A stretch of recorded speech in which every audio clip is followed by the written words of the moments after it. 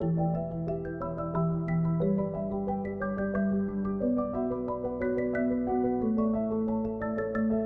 no doubt we're in the midst of an ecological and climate crisis. And to avert it in any meaningful way, we need radical action, and we need it now. In this programme, we see how the maritime industry, a sector upon which the global economy is built, is reimagining tomorrow, harnessing technology and innovation, breaking down barriers and pushing boundaries to build a more sustainable, greener future that will benefit us all. I'm Rob Bell. I'm here at Portico, the cargo terminal in Portsmouth. Welcome to Making Waves, the future of shipping.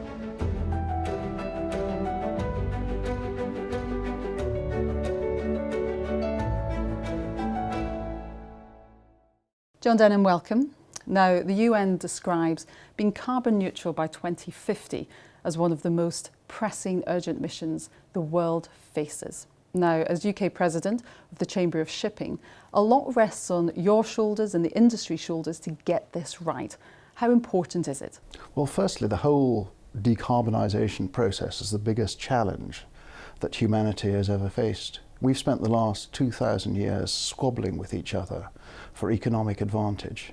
We've now got to work together, probably to our economic disadvantage, to save the planet. It's that simple. And what would you say to ship owners and operators who aren't putting decarbonisation at the top of their agenda? You're completely wrong. This is today's moment. If we don't meet the Paris targets, we'll have horrific global warming. We don't really know what the consequence of that. We're seeing extreme weather just now, just this week. We've had the floods in Germany. That's all to do with the upset to the climate, in my view. And it'll get worse. So we've got to be there. We've got to achieve these targets. And if we don't start now, we'll not get there.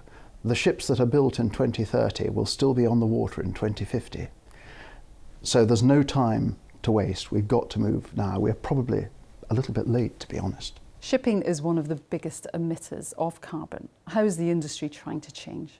To get to net zero or zero, we need to find a new fuel.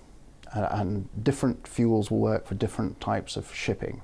But the big, long-distance ships, it's going to be a fuel that's not currently in use. It's going to be a non-hydrocarbon-based fuel, and the whole technology about that fuel's got to be developed, the engines have got to be developed. But actually more difficult, the supply chain, the availability. You know, one of the fuels that's been considered a possibility is ammonia. It's not available in huge quantities, and there's no supply chain for it. So there's huge challenges ahead to achieve that. Innovation and technology is seen as key to making these changes. What's out there that really excites you? I'm a deep sea shipping man, and I focus on ammonia as the way forward. It's got a relatively good energy density, able to be carried in liquid form at manageable temperatures. However, different sectors see different opportunities. There's no silver bullet. We'll be doing all sorts of different things: electric ships, hydrogen-powered ships, ammonia-powered ships. There are lots of opportunities out there. And what needs to be done to support this change? Well, a lot has already been done in terms of short-term measures, forcing new ships to be built more efficiently, forcing existing ships to slow down by reducing their propulsion, making ships trade more efficiently. So there's a lot of progress is made. But the IMO has set a target of 50% reduction by 2050, and that probably isn't enough. In fact, that isn't enough. We need to get to net zero by 2050 at least. We support that, and we believe that the next step is to have a market-based measure to drive that change through, and we'll be lobbying the government to push both for the change in targets in the IMO and the market-based measure at the next meetings of the Marine Environment Protection Committee. We need money for research and development, so we're pushing for that. engine technologies aren't available for the modern there yet for the modern fuels. Distribution systems aren't there for modern fuels. And over and above that, we've also taken this big decision to back a market-based measure, to put a price on carbon emissions and use that price to subsidise the cost of low hydrocarbon or non-hydrocarbon fuels. And from your point of view, you said it feels a little bit late. Can we catch up? I think we can catch up, and I think there's been a huge change in the industry. You know, when I was president of BIMCO in 2015, a number of nations weren't convinced of the need to do something. I think now it is almost universal amongst the shipping nations that there is a need to do this, and that's a big change. Once people are convinced they need to do it, then getting it done is much easier.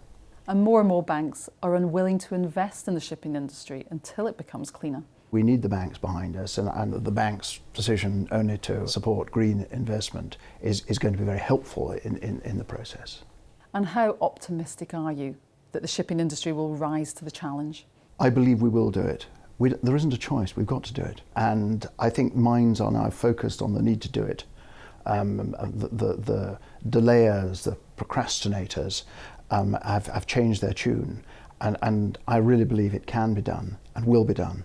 On a personal level, you sail around Scotland, so do you see firsthand the importance of looking after Mother Nature?